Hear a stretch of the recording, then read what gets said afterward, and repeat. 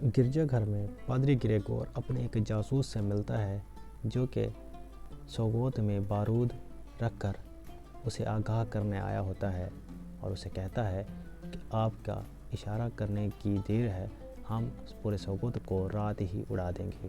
پادری گریگور کہتا ہے کہ ہم اس کام کو سر انجام دیں گے۔ اور دوسری طرف نکولا کوسس اور روگوتوس دھماکوں کا انتظار کر رہے ہوتے ہیں۔ پادری گریگور جیسے ہی اس کے ساتھ ہی ہم سوگوت پر حملہ کر دیں گے۔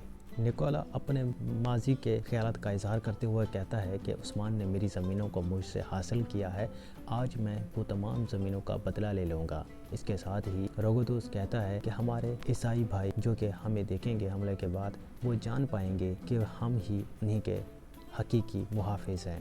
جیسے ہی اندھیرا ہوتا ہے، پادری گریگور کے جاسوس پورے سوگوت میں رات کی کارروائی کرنے کے لیے تیار ہو جاتے ہیں، اور جن مٹی کے برتنوں میں انہوں نے بارود چھپایا ہوتا ہے اس میں وہ تار لگا کر اسے آگ لگا دیتے ہیں تاکہ یہ دھماکے زور سے، اور جن جگہوں پر انہوں نے وہ جگہ متعین کی تھی وہاں پر وہ برتن پھٹ جائیں گے۔ جہاں جہاں وہ بارود والے برتن رکھے ہوتے ہیں سبھی جاسوس ان میں آگ لگا دیتے ہیں اور چھپ کر دھماکوں کا انتظار کرنے لگتے ہیں۔ دوسری طرف عثمان یا شیخ کے ساتھ پادری کی غداری کے متعلق بات کر رہا ہوتا ہے، اور عثمان کہتا ہے کہ یہ کس طرح ممکن ہے کہ میں نے اسے عیسائیت کا حاکم بنایا اور اس نے اب غداری کو چنا۔ یا شیخ فرماتے ہیں کہ ہر انسان میں اچھائی اور برائی دونوں ہوتے ہیں، اور پادری گریگور کی برائی اس کے رویے کی وجہ سے ہے۔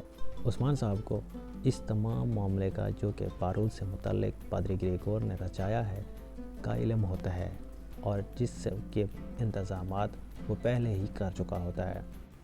وہ آگ مکمل ہونے کے باوجود بھی دھماکے نہیں ہوتے۔ پادری گریگور پریشان ہو جاتے ہیں کہ کیا ماجرا ہے کہ بارود نہیں پھٹا۔ جیسے ہی انہیں معلوم ہوتا ہے کہ دھماکے نہیں ہو رہے تو انہیں معلوم ہو جاتا ہے کہ کوئی نہ کوئی گڑبڑ ضرور ہے۔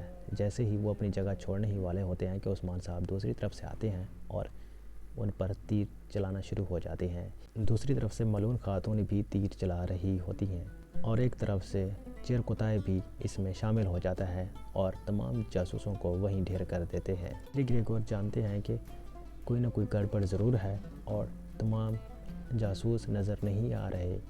جیسے ہی وہ پیچھے کی طرف مڑتے ہیں تو عثمان صاحب آ جاتے ہیں۔ عثمان صاحب کو اس کا پہلے ہی علم ہو چکا ہوتا ہے، اس لیے وہ بارود کی جگہ کچھ اور ہی رکھ دیتے ہیں، اور جس کی وجہ سے دھماکے نہیں ہوتے۔ پادری گریگور عثمان صاحب کو اپنے سامنے دیکھ کر خوفزدہ ہو جاتا ہے۔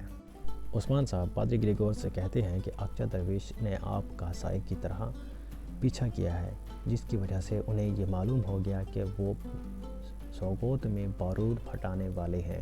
عثمان صاحب مزید کہتے ہیں کہ جو گھر آپ جلانا چاہتے تھے وہ معصوم لوگوں کے، اور جو دکانیں آپ جلانا چاہتے ہیں وہ بے گناہ لوگوں کی، اور جو مسجدیں آپ گرانا چاہتے ہیں وہ مسلمانوں کی عبادت گاہیں ہیں، تو آپ کس طرح سے یہ کر سکتے ہیں؟ آپ کو اس کی اجازت آپ کا مذہب بھی نہیں دے گا۔ عثمان صاحب کہتے ہیں کہ تم قابل ہی نہیں ہو کہ تم عیسیٰ علیہ السلام کے امتی کہلائے۔ عثمان صاحب کہتے ہیں کہ یہودا اور تم میں کیا فرق رہ گیا؟ اپنے فائدے کی خاطر غداری تو تم اپنے لوگوں سے بھی کر سکتے ہو۔ عثمان صاحب پادری گریگور کی گردن پر تلوار رکھ کر کہتے ہیں کہ ترک جب تک زندہ ہیں وہ تلوار کی مدد سے پوری دنیا میں انصاف کو قائم کریں گے، اور اس تلوار میں اتنی طاقت ہے کہ یہ ظالم کی گردن تک پہنچ کر رہتی ہے۔ عثمان صاحب پادری گریگور سے پوچھتے ہیں کہ کیا تمہاری کوئی آخری خواہش ہے؟ پادری اپنی آخری خواہش رحم بتاتا ہے، جس پر عثمان صاحب کہتے ہیں کہ ظالم پر رحم کرنا مظلوم پر ظلم ہے، اور یہی کہتے ہوئے عثمان صاحب پادری کی گردن سرتن سے جدا کر دیتے ہیں۔ پادری کے شاگرد سے عثمان صاحب کہتے ہیں کہ چلو اب تم اسے اس کے عزیز دوست روگوتوس کے پاس لے جاؤ، اور تم بھی اس سرزمین پر مجھے کبھی بھی نظر نہیں آنا۔ عثمان صاحب تمام لوگوں سے مخاطب ہو کر کہتے ہیں کہ اللہ کا نظام عدل ہے۔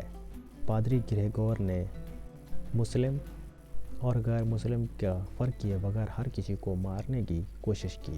سوچ جس کی ایسی ہو اسے دین بھی قبول نہیں کرتا۔ اگر کوئی مسلمان بھی ایسا کرتا تو اس کا سر بھی قلم کر دیا جائے۔ ارطغرل غازی کا جانشین عثمان کبھی تفریق نہیں کرتا، سب کے ساتھ ایک سا برتاؤ اور انصاف کا فیصلہ کرتا ہوں۔ اس دوران لوگ اپنے خیالات کا اظہار کرتے ہیں کہ وہ عثمان صاحب کے انصاف سے راضی ہیں اور ان پر مکمل اعتماد کرتے ہیں، اور عثمان صاحب زندہ باد کے نعرے لگانا شروع ہو جاتے ہیں۔ عثمان صاحب کہتے ہیں کہ جب تک پوری دنیا ترکوں کی نہیں ہو جاتی وہ ظالموں کے خلاف اسی طرح تلوار اٹھاتے رہیں گے۔ عثمان صاحب فتح کی تیاری کرتے ہوئے کہتے ہیں کہ اب فتح کا وقت ہے اور سب سے پہلے جو قلعہ فتح کیا جائے گا وہ قلعہ اناگول ہے۔ عثمان صاحب کہتے ہیں کہ ہمیں ان کی دیواروں پر دستک دینے کے لیے منجنیقوں کی ضرورت پڑے گی۔ گندور صاحب کہتے ہیں کہ ہمیں سب سے پہلے تحقیق کرنی چاہیے اور جائزہ لینا چاہیے کہ کتنے محافظ جو ہیں ان سرنگوں پر معمور ہیں جن میں بارود رکھا گیا ہے۔ عثمان صاحب کہتے ہیں کہ لوہار لوہے کو خوب اچھی طرح جانتا ہے، تو داؤد استاد پہلے ہی اناگول قلعے میں بھیس بدل کر چیرکوتائے داؤد استاد اور ایک سپاہی مزدوروں کے ساتھ ان بارودی سرنگوں میں جانے کی کوشش کرتے ہیں۔ داؤد استاد اور چیرکوتائے تمام محافظوں اور تیر اندازوں کا جائزہ لیتے ہیں اور اندازہ لگاتے ہیں کہ یہ کیسے اسے کر پائیں گے، اور اس کے ساتھ ہی وہ مزدوروں کا انتظار کرنے لگ جاتے ہیں۔ جیسے ہی وہ مزدوروں کو دیکھتے ہیں تو ان کی طرف جاتے ہیں اور ان میں شامل ہو جاتے ہیں اور وہ بارودی سرنگوں میں داخل ہو جاتے ہیں۔ ان سرنگوں میں ایک آرگوس ہوتا ہے جو کہ سپہ سالار ہوتا ہے، اور وہ چیرکوتائے اور داؤد استاد کو جانتا ہے، جس کا انہیں خدشہ ہوتا ہے کہ اگر وہ انہوں نے پکڑ لیا تو وہ اسے بھی اپنے ساتھ مار دیں گے، اور اسی پر یہ ڈرامہ ختم ہو جاتا ہے ایپیسوڈ۔ انشاءاللہ نیکسٹ ایپیسوڈ میں پھر ملاقات ہوگی، تب تک کے لیے اللہ حافظ۔